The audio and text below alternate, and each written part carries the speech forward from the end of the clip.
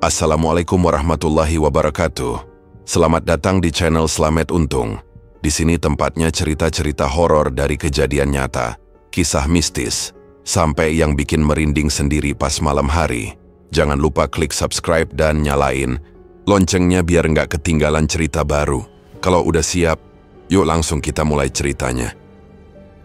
Udara sore di dusun Kalipucang membawa aroma lembab dari tanah dan dedaunan yang menguning. Di tengah jalan yang membelah perkampungan, sebuah warung sederhana berdiri tegak dengan papan nama usang, Pecel Lele Mbak Rara. Meski tanpa lampu, terang atau musik keras, warung itu tak pernah sepi. Kursi plastik biru dan meja kayu panjang selalu penuh, bahkan sebelum matahari turun sepenuhnya. Di pinggir warung sepeda motor berderet rapi.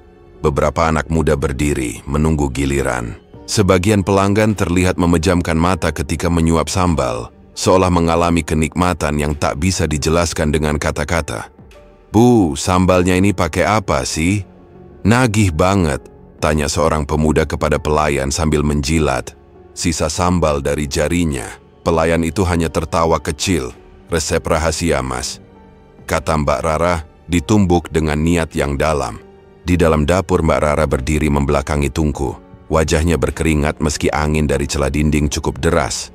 Ia mengaduk sambal dalam cobek besar, mata setengah menutup, tangan bergerak pelan tapi pasti.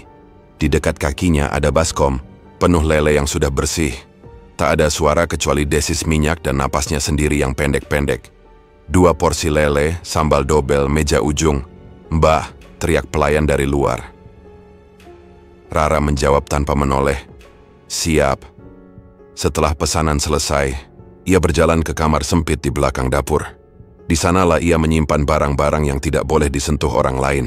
Sebuah lemari tua berdiri menempel dinding, dan di dalamnya terlipat kalender Jawa yang sudah lusuh. Di beberapa tanggal tertentu, terutama 1 Suro, ada tanda silang merah dan tulisan kecil yang hanya dimengerti dirinya sendiri. Ia mengusap tanggal dengan ujung jari, lalu terduduk pelan di ranjang kapuk tipis yang menyatu dengan bau kemenyan lama. Suara dari dapur kembali terdengar, tapi tidak seperti biasanya. Suara itu lirih, seperti bisikan. Tidak datang dari pelayan atau pelanggan, melainkan dari arah bawah tungku.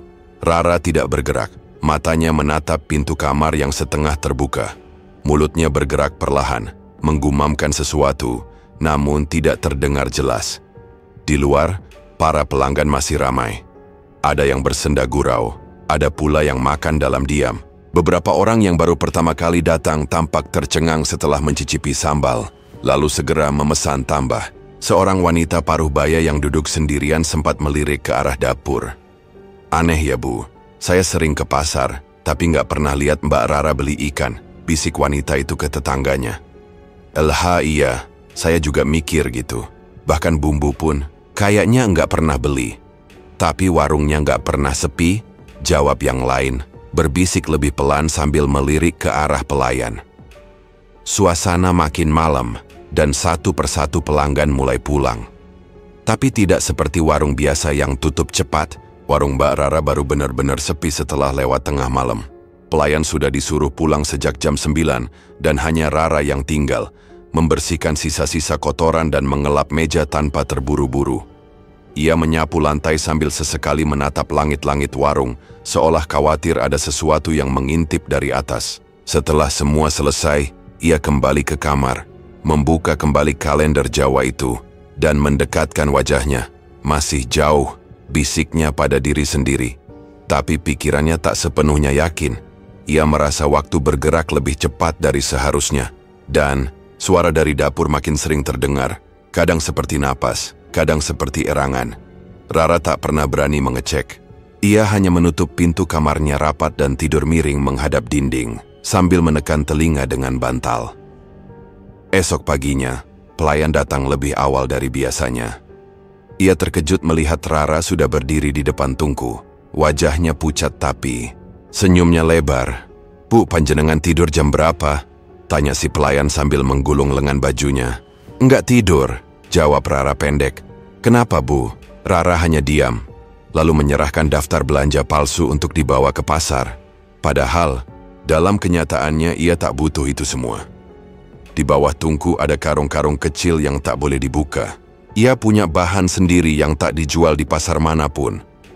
Sore harinya salah satu pelanggan tetap datang, lelaki muda bernama Sandi. Ia selalu datang tiap malam Jumat. "Mbak Rara, seperti biasa ya, lele goreng, sambal 2, ujarnya sambil tersenyum. Rara membalas senyum tipis. Tapi hari itu ia agak lama menyiapkan sambal. Di balik wajahnya yang tampak tenang, pikirannya penuh dengan suara-suara sumbang yang datang dari dapur setiap malam. Ia tahu sambalnya bikin nagih, tapi kadang ia bahkan takut menyentuh cobek itu, seperti ada tangan lain yang ikut mengaduk aton bersama dirinya. Menjelang tengah malam, warung kembali sepi. Dan seperti malam-malam sebelumnya, Rara duduk sendirian di dalam kamar. Kali ini ia tak membuka kalender. Ia hanya menunduk dan memejamkan mata. Tapi dari dapur suara itu kembali datang. Bukan sekadar bisikan, tapi seperti suara air yang menetes dari daging basah. Rara bangkit, mendekat perlahan ke pintu dapur, lalu berhenti di ambang. Ia menahan napas, mendengar jelas sesuatu bergerak dari bawah tungku. Tapi ia tidak membuka pintu lebih lebar. Ia hanya berdiri lama, sangat lama, sebelum akhirnya kembali ke kamar. Di atas meja kecil, lampu minyak menyala redap, bayangannya bergerak liar di dinding. Rara menarik selimut tipis, membenamkan wajah ke bantal. Suara dari dapur sudah berhenti, tapi di dalam kepalanya masih terngiang. Bayangan yang menari di dinding terus bergerak meski lampu minyak mulai kehabisan sumbu. Ia berusaha tidur, tapi tak bisa. Malam seperti ini mengingatkannya pada malam lain yang jauh lebih sepi, lebih busuk, lebih berdarah.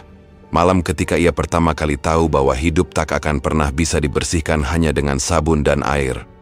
Saat itu, rumah masih berupa gubuk panggung berdinding anyaman bambu. Rara baru setahun menikah dengan Sulam, lelaki yang usianya hampir 2 kali lipat dari dirinya. Ia dulu tak punya pilihan. Orang tuanya meninggal karena keracunan makanan di pasar, dan Sulam menawarkan tempat tinggal serta keamanan. Tapi yang ia dapat hanya caci maki, pukulan, dan amarah yang meledak setiap malam. Tubuhnya kurus, rambutnya sering rontok, dan bibirnya kering karena tak pernah diajak bicara dengan kelembutan. Suatu malam, Sulam pulang dalam keadaan mabuk. Tubuhnya bau arak, matanya merah, dan langkahnya menyeret sandal. Ia melempar rantang yang dibawa Rara siangnya dari warung. "Aku dengar kamu jualan sendiri di pasar, mempermalukan aku di depan orang-orang," teriaknya. Suara serak dan penuh ludah. "Aku cuma bantu cari uang. Warung kita butuh bahan. Kamu nggak kerja," jawab Rara. Mencoba tenang, tamparan mendarat cepat di pipinya. Wajah Rara terpelintir ke kanan dan ia hampir jatuh. Tapi kali ini bukan tangis yang keluar dari mulutnya. Hanya napas panjang, dalam, dan mata yang perlahan kehilangan takut. "Aku bukan pelacur, Lam," katanya pelan. "Kamu yang pelacur. Tidur sama Bu Saroh itu apa?" Sulam mencengkeram rambut Rara, menariknya ke lantai. Tapi kali ini Rara melawan. Ia meraih pisau sayur di bawah meja dan mengayunkannya tanpa rencana. Tidak ada jeritan, tidak ada drama. Hanya suara tubuh tumbang dan cipratan darah yang hangat di lantai tanah. Rara berdiri, gemetar, memandangi tubuh Sulam yang mengerang pelan. Tangannya mencoba menahan sobekan di perutnya. Tapi dalam waktu kurang dari 10 detik, suara itu lenyap. "Henning." Rara mundur 2 langkah, lalu duduk di sudut dapur, memeluk lutut, dan memandangi darah yang merayap pelan ke arah kaki. Ia tak menangis, hanya menggigit ujung jarinya sendiri, lalu berbisik pada bayangan tungku. "Sekarang aku sendirian." Malam itu ia mengubur tubuh Sulam di belakang dapur. Tak ada yang melihat. Hujan turun saat fajar menyingsing, dan tanah menjadi lunak seperti bubur. Ia menancapkan batang pisang di atasnya, pura-pura menanam tanaman dapur. Setelah itu ia tak bicara dengan siapapun selama 3 hari. Tetangga mengira Sulam kabur karena kalah judi, dan Rara hanya bilang, "Saya malah lega, Bu. Kayak napasnya nggak nguntit lagi." Seminggu berlalu. Seorang nenek tua renta dengan rambut putih kusut dan mata kosong datang ke warung saat Rara duduk sendirian mengiris bawang. "Kamu butuh dengar satu nama," kata nenek itu tanpa basa-basi. "Mbah Renggo." "Apa itu?" tanya Rara pelan. "Bukan apa, tapi siapa? Dukun, bukan sembarang. Bisa bersihin luka yang kamu nggak bisa lihat." Rara diam. Tapi sejak malam itu, ia tak bisa berhenti memikirkan kata-kata nenek itu. 3 hari kemudian, ia menyusuri hutan kecil di tepi desa, masuk ke jalan setapak di antara pohon bambu yang menjulang rapat.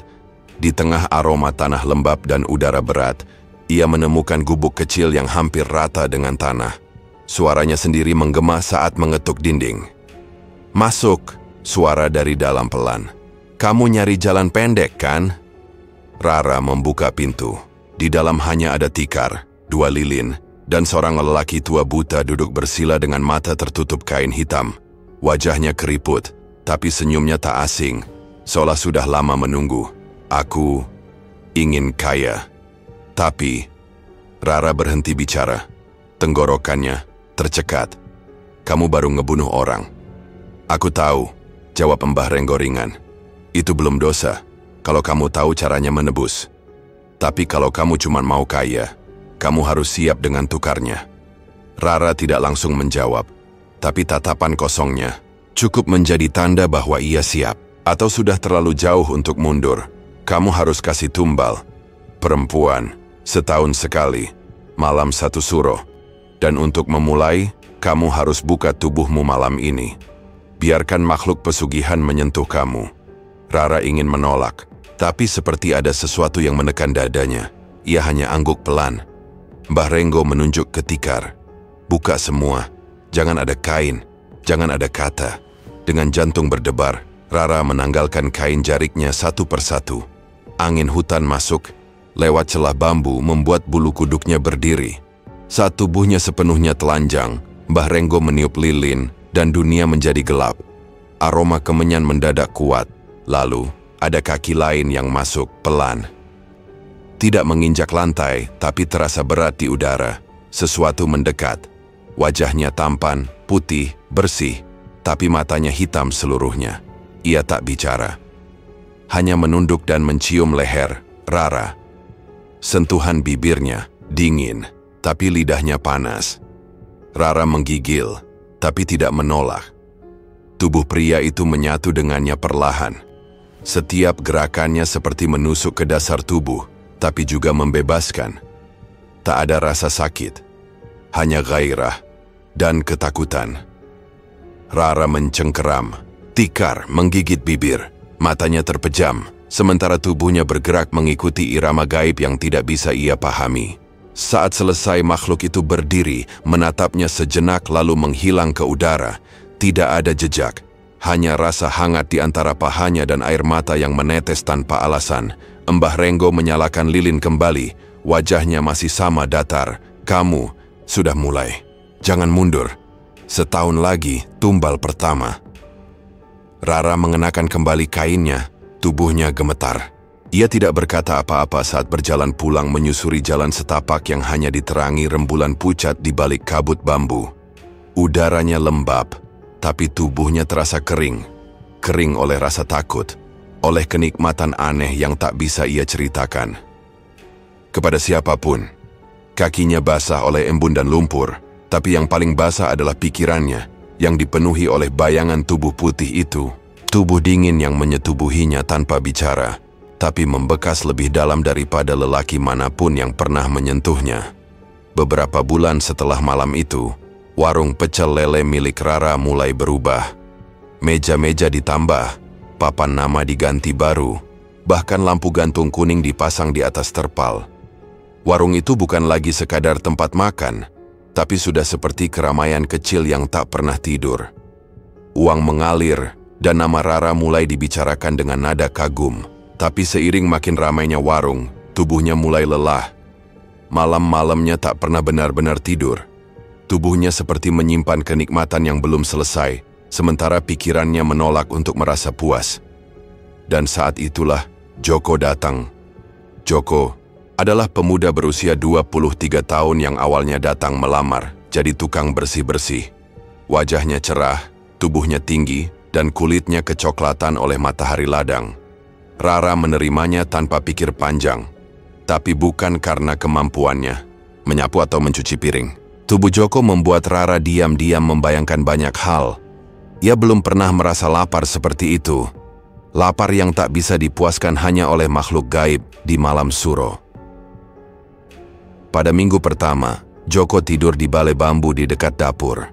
Tapi hanya butuh 2 malam sampai Rara mengundangnya masuk ke kamar belakang.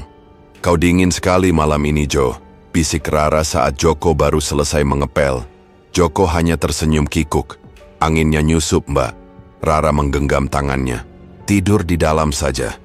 Balai itu keras. Biar aku yang hangatkan."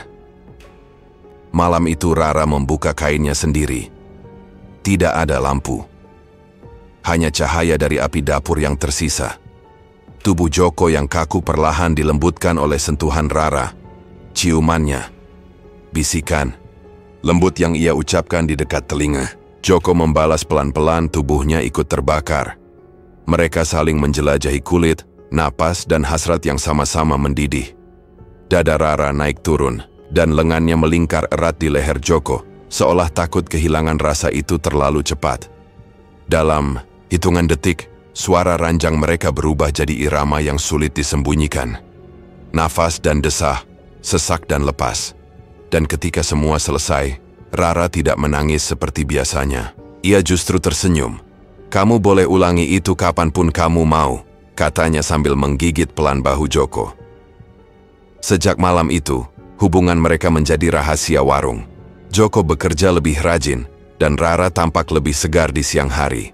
Tapi saat malam tiba, tubuhnya tetap milik makhluk tampan itu. Setiap malam Jumat, ia membuka pintu kamarnya, menyalakan kemenyan, dan membaringkan tubuhnya seperti semula.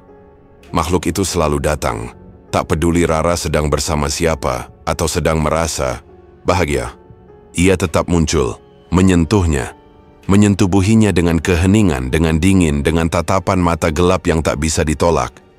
Kadang Rara merasa bersalah pada Joko, tapi rasa bersalah itu selalu hilang setiap kali tangan Joko menyentuh pinggangnya, atau saat ia mencium Rara sambil berbisik, "Sambalnya makin enak, Mbah, seperti tubuhmu."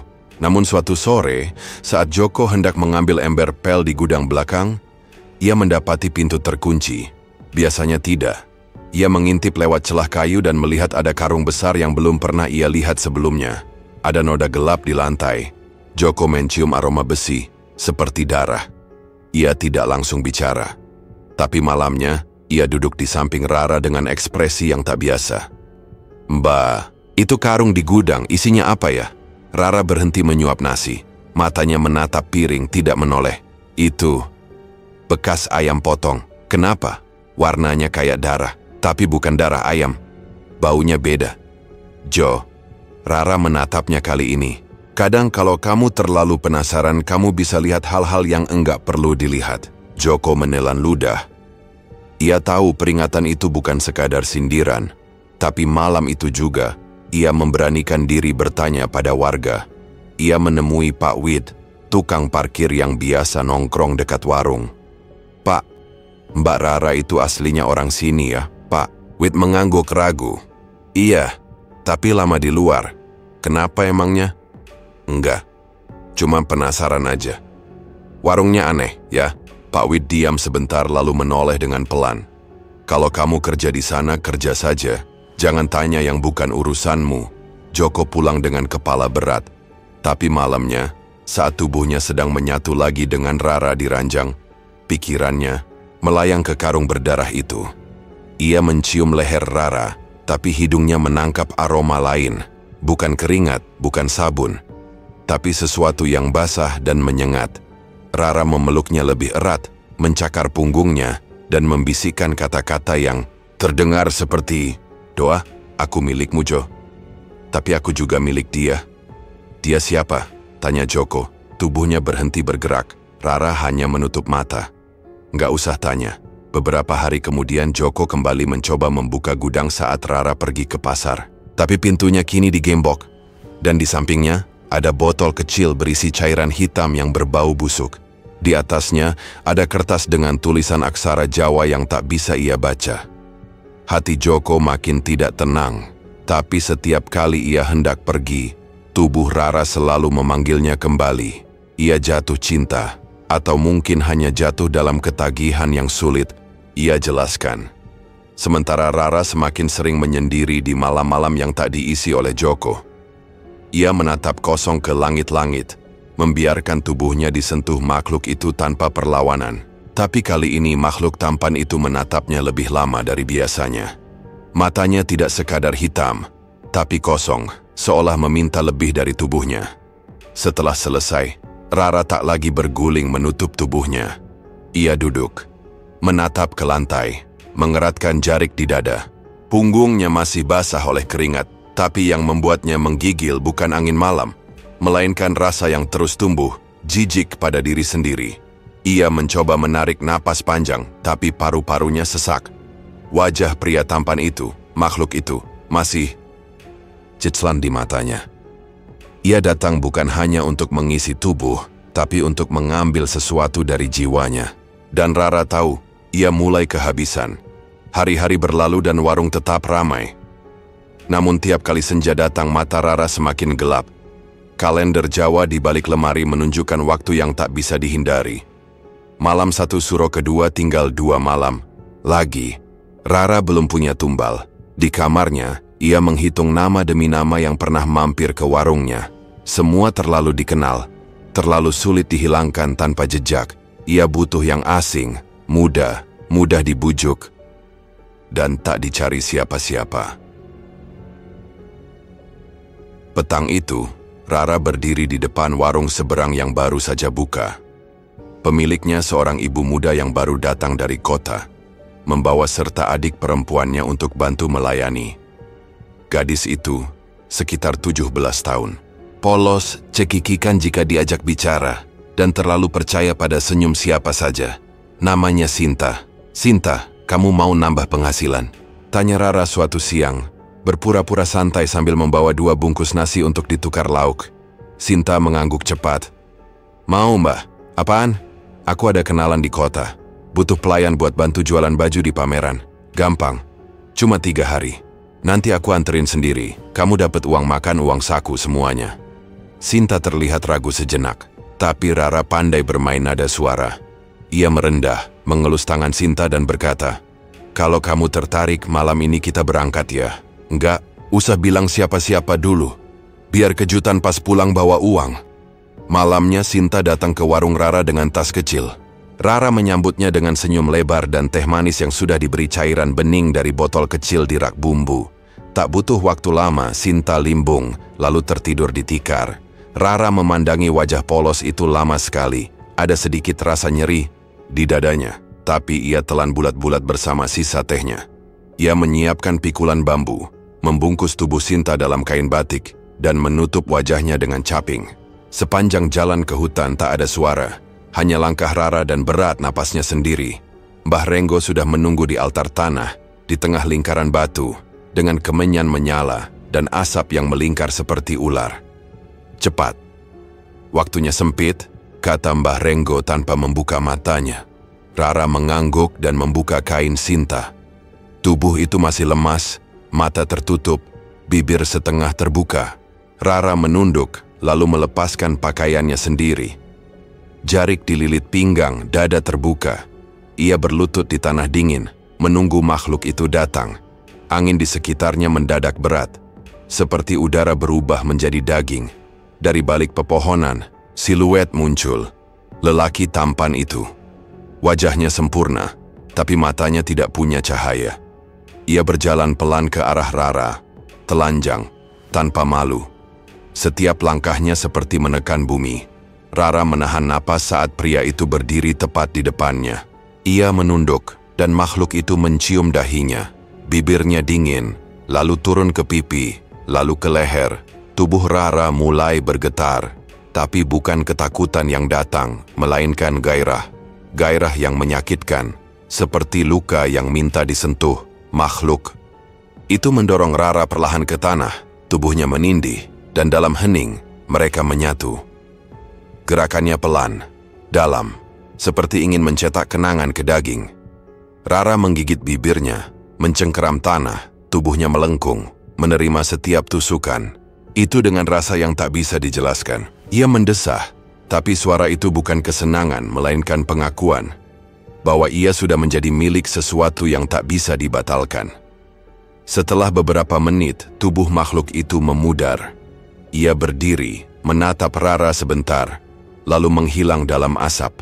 Rara terbaring di tanah, tubuhnya lelah, tangannya gemetar, tapi belum selesai. Mbah Renggo menyerahkan belati kecil ke tangannya. Sudah waktunya, darahnya harus segar. Rara mengangguk, mendekat ke tubuh Sinta yang masih tak sadar. Dengan satu tarikan napas, ia menggores leher gadis itu. Darah menyembur, hangat, dan mengalir ke lubang kecil yang digali di samping altar. Sinta berkedut sebentar, lalu diam. Mata Rara basah, tapi bukan karena menyesal. Ia menangis karena tahu dirinya kini tak punya jalan kembali. Ia menyeka air mata, lalu menatap langit. Malam satu suro kedua sudah selesai. Saat pulang, ia membersihkan tubuhnya di sumur tua dekat dapur, mengganti kain dengan daster biasa, lalu masuk ke kamar. Joko sudah tertidur di kasur, wajahnya tenang, tanpa mimpi. Rara memandangi wajah itu lama, lalu masuk ke bawah selimut dan memeluknya dari belakang. Tubuhnya basah oleh rasa dingin, tapi ia ingin hangat. Hangat seperti manusia, tapi ia tak yakin dirinya masih bisa disebut begitu. "Jo," bisiknya pelan, "peluk aku lebih erat." Joko menggeliat setengah sadar dan meraih lengan Rara. Ia mencium keningnya, lalu tidur kembali dengan nafas tenang seperti biasa. Tapi bagi Rara, malam itu tak menyisakan ketenangan. Matanya terbuka, memandangi atap kayu yang mulai hitam oleh jelaga dapur. Tubuhnya ada di pelukan Joko, tapi pikirannya masih tersisa di tengah hutan, tempat darah Sinta merembes ke tanah. Bayangan wajah gadis itu muncul silih berganti, di sela-sela kenangan makhluk tampan bermata kosong yang menusuknya dalam diam. Nafas Rara pendek. Ia tak bisa tidur. Dalam keheningan, hanya suara tikus di balik dinding dan detak jantungnya sendiri yang terdengar seperti lonceng kematian. Esoknya, hujan turun sejak pagi. Angin dari barat membawa bau lumpur dan daun busuk menempel di dinding warung yang mulai lembab. Rara sibuk di dapur, wajahnya kosong meski tangannya tetap lincah mengulek sambal dan menggoreng lele. Joko, seperti biasa, membersihkan lantai dan mengatur kursi. Tapi ada sesuatu yang ganjil di matanya. Tatapannya ke arah Rara lebih panjang dari biasanya, dan suaranya lebih pelan. Sesekali ia menatap pintu kecil di ujung dapur, pintu gudang yang selalu terkunci. Sore menjelang dan langit gelap tanpa petir. Pelanggan mulai berdatangan, dan aroma sambal kembali memenuhi udara. Rara melayani seperti biasa, senyum, canda, tipis, dan sesekali tambahan lauk gratis untuk pelanggan lama. Tapi Joko tak berhenti memperhatikan pintu itu. Ketika kesempatan datang, Rara sedang ke kamar mandi dan pelayan sibuk mencuci piring. Joko berjalan cepat ke gudang, memutar kunci kecil yang ia ambil diam-diam malam sebelumnya dari gantungan. Pintu terbuka perlahan. Aroma menyengat langsung, menerjang hidungnya. Ia mundur satu langkah, menutup mulut dengan tangan. Dalam ruangan sempit itu, cahaya hanya masuk dari celah atas, tapi cukup untuk melihat satu karung goni besar tergeletak di pojok. Dari bawah karung, mengalir cairan kental, berwarna hitam kecoklatan. Lalat-lalat berdengung di sekitar sudut, dan dindingnya penuh bekas goresan tajam. Joko mendekat. Tangannya gemetar saat menyentuh ujung karung. Dengan tarikan cepat, ia membuka ikatannya.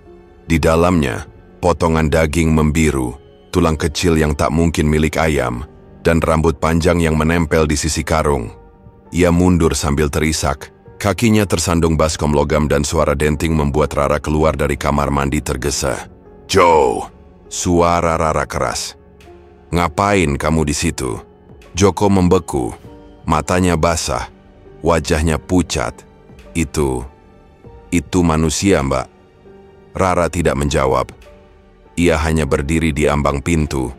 Napasnya naik turun, lalu berkata pelan, "Kamu enggak seharusnya lihat itu." Joko menggeleng. "Kamu gila.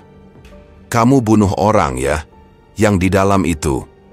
Anak warung seberang kan?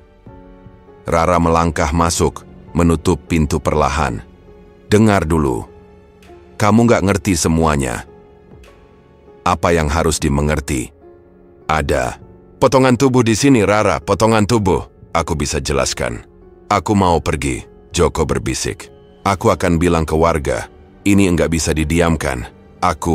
Rara mendekat cepat menampar pipinya. Jangan pernah bawa orang luar ke urusan ini. Jangan pernah. Joko mendorong Rara, membuka pintu gudang dan berlari keluar. Tapi langkahnya terhenti di halaman belakang. Hujan masih turun, dan tanah berubah jadi lumpur. Di situ, ia melihat 3 batu kecil yang ditanam rapi berjajar. Tak ada nama tapi bentuknya terlalu rapi untuk sekadar tumpukan batu. Rara berdiri di belakangnya. Itu semua, untuk apa aku bertahan? Aku ngelakuin ini buat warung, buat hidup kita. Buat kamu, Rara. Bukan buat kita, kata Joko pelan, lalu menoleh. Dan kamu bukan manusia. Malam itu Rara duduk sendirian di dapur. Tangan kanannya memegang pisau, tangan kirinya menggenggam baju Joko yang tadi ia temukan tergantung di jemuran. Di piring dekatnya, ada daging merah yang baru selesai ia cincang. Ia diam, tak menangis. Pisau itu bersih, tapi bekas darah di talenan. Belum sepenuhnya kering. Pelanggan tetap berdatangan seperti malam-malam biasanya. Mereka makan tanpa bicara, hanya memuji sambal dan tekstur lele goreng yang makin renyah. Seorang pria tua memanggil pelayan dan berkata, "Dagingnya beda malam. Ini, lebih gurih, kayak ada manisnya sedikit." Pelayan tersenyum canggung. "Resep baru dari Mbak Rara, Pak." Di dalam, Rara hanya duduk menatap kobaran api di tungku. Ia tidak makan malam itu. Tubuhnya lemas dan perutnya seolah tertutup kabut. Ia mendengar suara tawa dari luar. Suara sendok beradu dengan piring. Suara nikmat yang menyiksa. Tapi dalam pikirannya, Joko masih hidup. Berdiri di pojok dapur. Tubuhnya gosong. Matanya hitam terbakar. Tak berkata apapun. Malam-malam selanjutnya, Rara tidak bisa tidur. Di ranjangnya, ia hanya memeluk bantal. Berharap ada pelukan seperti malam-malam sebelumnya. Tapi yang datang hanyalah bayangan tubuh Joko, duduk di kursi dekat tungku. Kadang ia berdiri di depan pintu kamar, membisu.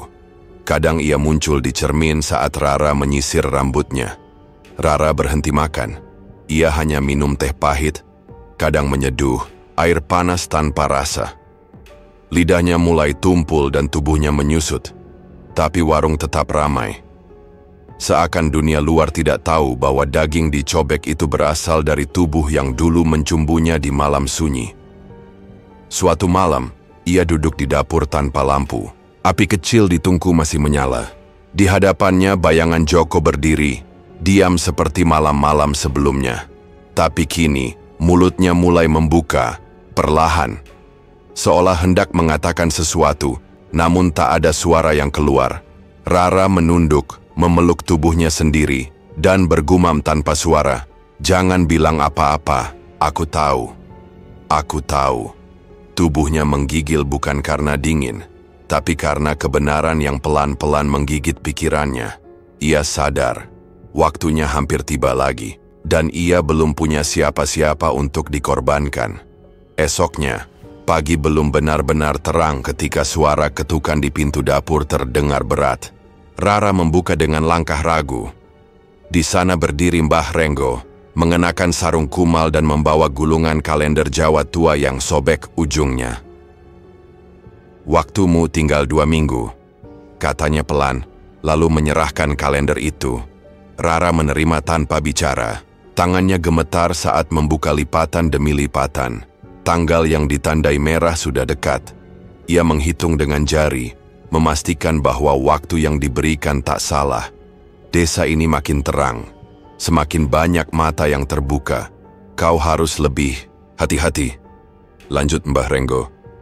Suaranya seperti geraman dari dalam gua. Aku belum punya siapapun," Rara nyaris berbisik. "Itu urusanmu," jawab Mbah Renggo sebelum membalikkan badan dan menghilang ke balik kabut pagi. Hari-hari berikutnya, Rara seperti berjalan di atas bara.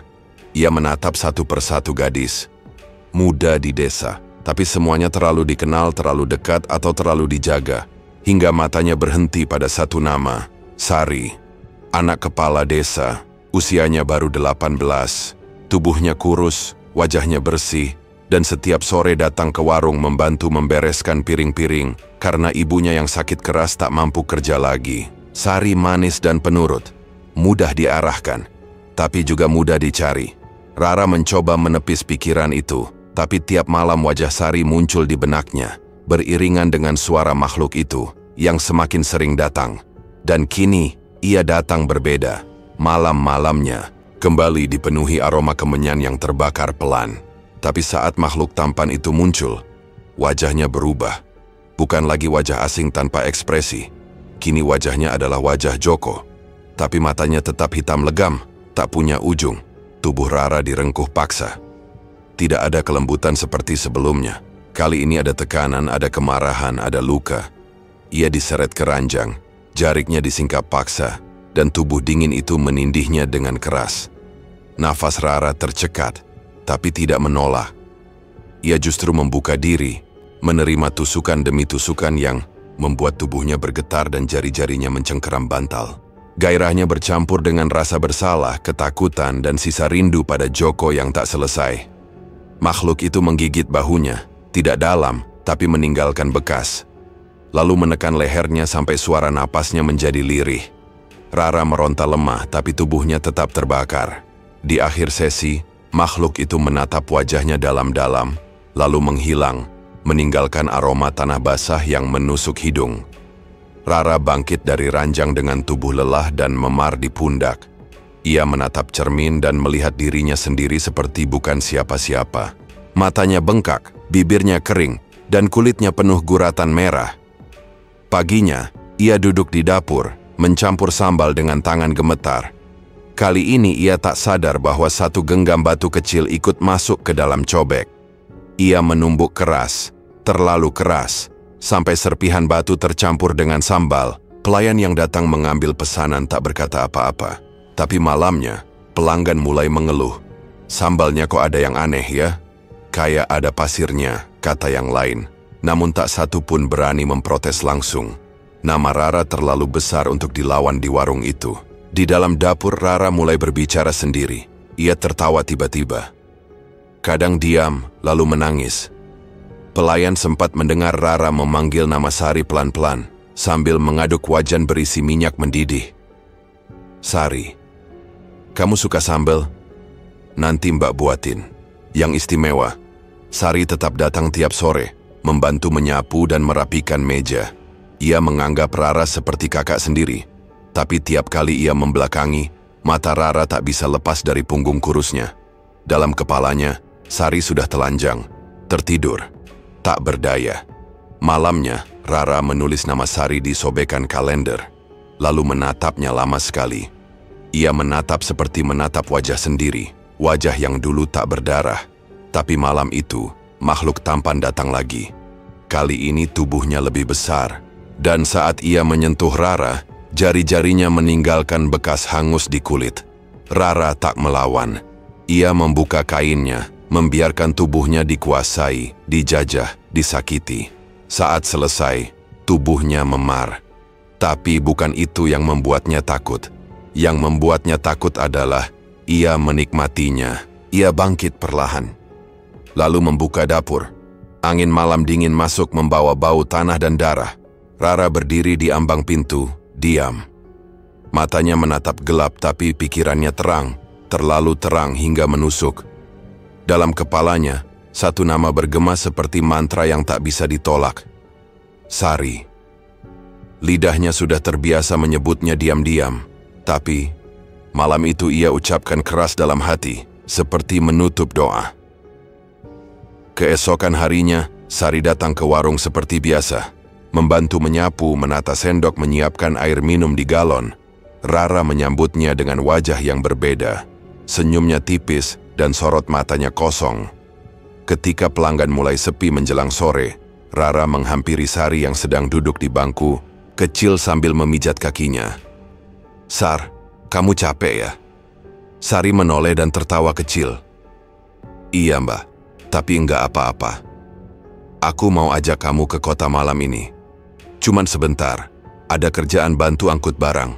Kamu kan butuh tambahan buat beli obat ibu. Sari sempat ragu, tapi Rara menepuk bahunya. Cepet kok, nggak sampai semalam. Kita langsung balik. Aku sendiri yang antar. Sari mengangguk pelan. Kalau Mbak Rara yang ajak, aku percaya. Malam itu, langit mendung. Gerimis tipis membasahi jalanan desa. Rara membawa motor tua, dan Sari duduk di belakangnya tanpa curiga. Mereka menyusuri jalanan kecil menuju hutan bambu. Di tengah perjalanan, Sari sempat bertanya, "Mbak, kok arahnya ke hutan ya? Bukan ke jalan raya?" Rara tak menjawab. Ia hanya mempercepat laju motor, dan suara angin memotong kalimat Sari berikutnya. Sesampainya di lokasi, Rara mengajak Sari turun. Di bawah pohon besar, sudah ada Mbah Renggo berdiri diam dengan mata tertutup kain hitam, tubuhnya diselimuti sarung, dan bau kemenyan pekat. Di tengah lingkaran batu, api kecil sudah menyala menghangatkan tanah yang lembab. "Sari, kamu tunggu sini ya. Aku ambilkan barang dulu," ujar Rara pelan. Sari menatap sekeliling. "Mbah, ini tempat apa sih?" Sebelum sempat menjawab, Rara sudah berada di belakangnya dan menutup mulut Sari dengan kain basah yang telah dibubuhi cairan penenang. Tubuh Sari meronta sebentar, lalu melemas, jatuh ke pelukan Rara seperti boneka ritual dimulai. Tubuh Sari diikat di tiang bambu, tangannya di depan dada, dan wajahnya menunduk. Rara menanggalkan semua pakaiannya, lalu berdiri di depan api yang mulai membesar. Makhluk tampan itu muncul dari balik asap, perlahan seperti bayangan yang memadat. Tubuhnya telanjang, berkilau, namun kali ini matanya tidak kosong. Mata itu memakai wajah Joko tapi dengan sorot liar penuh hasrat dan luka. Makhluk itu tak menunggu. Ia menarik tubuh Rara ke tanah, membaringkannya di atas rumput lembab, dan mulai menindihnya dengan nafsu brutal. Bibirnya dingin, tapi lidahnya panas membakar. Ia menggigit leher Rara sambil memasuki tubuhnya, tanpa kata, tanpa aba-aba. Rara meringis lalu melenguh. Tubuhnya digerakkan dengan keras, setiap tusukan dalam dan menyakitkan, tapi membuat tubuhnya gemetar hingga lutut. Ia mencengkeram tanah, membiarkan tubuhnya diinjak, ditusuk, digoyang, seolah menyerahkan harga dirinya untuk diganti dengan kekuatan yang tidak pernah ia pahami. Rara membuka mata saat tubuh makhluk itu menegang di atasnya, menyelesaikan segalanya, dengan desahan panjang. Tapi saat ia menoleh ke samping, Sari masih terikat. Matanya kini terbuka dan air mata mengalir. Ia tak bisa bersuara karena mulutnya disumpal. Tapi mata itu menatap Rara seolah bertanya, "Kenapa?" Rara berdiri, tubuhnya bergetar. Ia mengambil pisau kecil dari tangan Mbah Renggo, lalu berjalan perlahan ke arah Sari. Tangannya tak sekuat biasanya. Ia sempat berhenti. Tapi suara dari belakang, suara berat yang bukan milik manusia, berbisik di telinganya. "Kalau kau ragu, tubuhmu yang akan kuambil." Rara menggigit bibir, lalu menusuk leher Sari cepat, dalam satu kali. Darah menyembur, mengenai wajahnya, dan tubuh Sari bergetar hebat sebelum diam total. Rara jatuh terduduk. Tangannya bergetar, bibirnya terbuka tapi tak ada suara keluar. Ia tidak sadar bahwa kalung Sari, kalung kecil dari benang merah dan gantungan kayu, terlepas dari leher dan jatuh ke tanah, sebagian masuk ke lumpur. Mbah Renggo tak bicara apa-apa. Ia membalik tubuh Sari, lalu menyeretnya ke lubang yang telah disiapkan dan menimbunnya pelan-pelan. Rara masih duduk, tak bergerak. Hujan kembali turun tipis seperti tirai. Saat pulang, tubuh Rara terasa dingin seperti tanah kuburan. Ia tidak bicara sepanjang jalan. Sampai di warung, ia hanya tidur diam di dapur, tak menyentuh makanan apapun. Keesokan paginya, anak kecil yang bermain di tepi hutan menemukan sesuatu mengkilap di tanah basah. Ia mengangkatnya, lalu membawanya pulang. Ibunya mengenali kalung itu. "Ini punyanya Sari, ya?" Sore harinya, kepala desa mendatangi rumah Rara. Bersamanya beberapa warga berdiri diam di luar pagar. Rara keluar dengan wajah kaku masih mengenakan daster tidur. "Anak saya kemarin ikut Mbak, katanya mau bantu kerja." Siapa? Tanya Rara datar. Sari. Rara tersenyum kecil. Sari enggak ke sini. Kami temukan kalungnya di hutan, yang sering dia pakai. Sari enggak ke sini, Pak. Kalau ke hutan, mungkin dia lagi main sama tumbalnya. Kepala desa menahan napas. Ucapan Rara keluar terlalu ringan untuk sesuatu yang semestinya berat. Di belakangnya, warga yang ikut berdiri mulai saling pandang. Beberapa melangkah lebih dekat, seperti terdorong oleh rasa takut yang berubah jadi kemarahan. Hujan gerimis turun, membawa hawa basah yang pekat di antara napas mereka yang mulai berat. Rara tetap berdiri di depan pintu dapur warungnya, tangan menggenggam kain dasternya sendiri, wajahnya tanpa kerutan rasa bersalah. Ia menoleh ke dalam, lalu kembali menatap kepala desa dan bertanya dengan nada setengah menggoda. Bapak lapar? Saya buatin pecel lele ya. Sambal yang biasa, yang bikin ketagihan itu.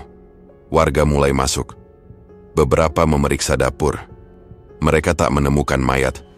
Tak ada jasad, tak ada tubuh yang terbujur atau darah segar yang memercik. Tapi mereka menemukan cobek besar dengan sisa sambal berwarna kecoklatan gelap dan aroma yang menusuk. Menusuk bukan karena sedap, tapi karena mencurigakan. Di rak bumbu, ada sobekan kain merah muda yang dikenali oleh ibu salah satu warga. Itu kain kerudung yang sering dipakai Sari. Seorang remaja berbisik sambil menunjuk paku kecil di dinding belakang warung. Itu, kalung benang merahnya.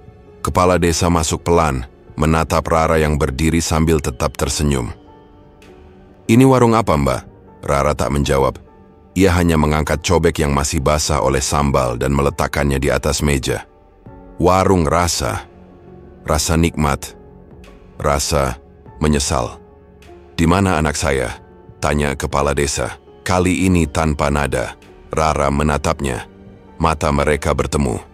Lalu dengan suara pelan, seperti ibu-ibu membaca resep, Rara menjawab, sudah disajikan. Mungkin sudah dimakan, mungkin sama bapak. Juga desahan dan teriakan kecil terdengar. Warga mulai berebut keluar, ada yang menangis, ada yang gemetar. Seorang bapak tua berteriak, dia gila, gila. Warga tak menunggu aba-aba. Mereka mengikat tangan Rara dengan tambang, menyeret tubuhnya keluar ke halaman, lalu dudukkan ia di kursi kayu yang biasa dipakai pelanggan duduk. Rara tertawa kecil saat bokongnya menyentuh kayu dingin, lalu berseru sambil menghadap ke langit. Akhirnya, juga akan tiba giliran saya. Jeriken bensin dibawa dari bengkel seberang. Ada yang menolak melihat, tapi lebih banyak yang tinggal dan berdiri menonton. Beberapa dari mereka pernah makan di sini, pernah menjilat sambal yang katanya enak banget, pernah memuji lele yang renyah sampai tulang. Jangan dibakar dulu, kata seseorang saat tanya lagi, kenapa dia bisa begini? Tapi Rara menjawab duluan, karena kalian semua doyan daging lembut, karena kalian semua senang kenyang tapi malas tanya asal-usulnya. Kepala desa maju berdiri di depan Rara. Satu saja. Jawab. Kenapa Sari? Rara menunduk sebentar, lalu mengangkat wajahnya pelan. Matanya merah tapi tidak menangis. Karena dia manis. Dan karena waktuku sudah habis. Ia menyebut nama demi nama, satu persatu, seperti melafalkan doa malam. Dia, Wulan, Joko, Sinta, Sari.